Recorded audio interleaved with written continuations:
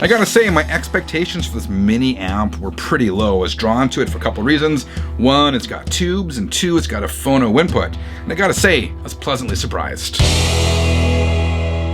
All right, let's travel back in time and unbox this. We're checking out the Douk or the Douk X1, or however you say it, amp. This is a decent, affordable Bluetooth amp with a phono input. And as I said, my expectations for this amp were pretty low. I've tried other mini amps that had phono inputs and they weren't great. Specifically, I'm thinking of the Aurelic H50, which was just okay and very expensive. But this guy actually turned out to be pretty good. This is a Class D amp. It has a maximum output of 160 watts per channel. To achieve that 160 watts, you need a bigger power source, bigger power supply than what came with it. But this one held its own in that regard as well. Comes with a GE 5654 vacuum tube. It was a big thing for me. The fact that it's got that two vacuum tubes, right?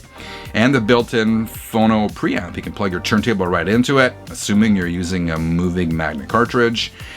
It also has a low frequency output that can connect to an active subwoofer to build a 2.1 channel audio system. I'm not testing the subwoofer on here. Got a 3.5 millimeter auxiliary input. Can amplify low-level audio signal from your phone, your tablet, your computer, that kind of thing. It's got tone controls, a bass boost, tone bypass. As you can see here, it's super easy to put together and assemble. We'll take a closer look. Should be clear, Douk or Douk Audio sent this to me for review purposes, but as always, my opinions are my own. So take a closer look at what we got here. We got those two tubes. On the top, we got bass, volume, and treble. This is like an aluminum case. It's kind of odd looking. A lot of these Chinese amplifiers are odd looking, but whatever. Not odd in a bad way. It's got power here. It's got the input, Bluetooth, phono, RCA. Here it's got, what is this? Bass boost. It's got bass boost or flat. It's got tone, so you can bypass the tone controls, tone off and on. And you can switch the LEDs off or switch them to blue or original. I think original was red, something like that. So here we go. We got the Bluetooth antennas, Bluetooth 5.0. We got the phono input, RCA ins. You got the grounding thingy for your turntable. It's got audio in, and it's got the speaker terminals and the sub out. I didn't test the sub, as I said, but I did test everything else. So there you go. Let's talk more about this. Channel 33. RPM. So I use this Douk or Douk amp for the past month in my secondary setup upstairs in the family room. I connected some Merak speakers to it. Merak is this Canadian hi-fi brand from the 80s, pretty good.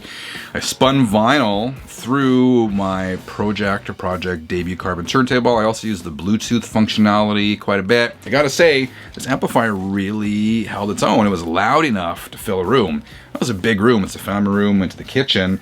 I don't think I ever cranked this thing, man. It held its own. How can I say it? Held its own effectively, right? Like when I turned it up to 12 o'clock and past that, the amp didn't feel like it was struggling. It was loud enough with ease, if that makes any sense.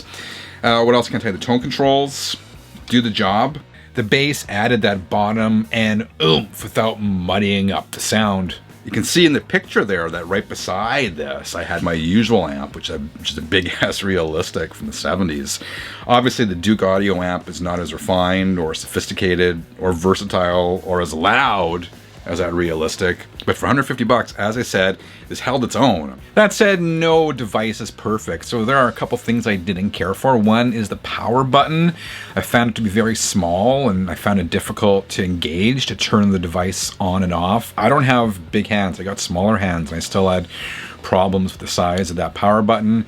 A remote control would have been nice, but it's not critical at all. I mean, you can control the volume from your phone or your device when you're streaming via Bluetooth.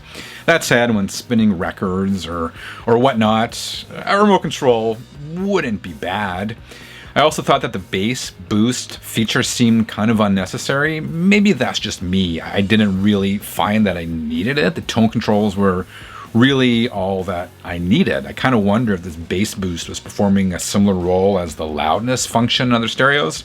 I'm not sure. So what's my bottom line? Well, this is a well-built little amp. It feels solid. sounds good and is priced right. There's not a lot to complain about, and there is a lot to like. Again, especially at this price point.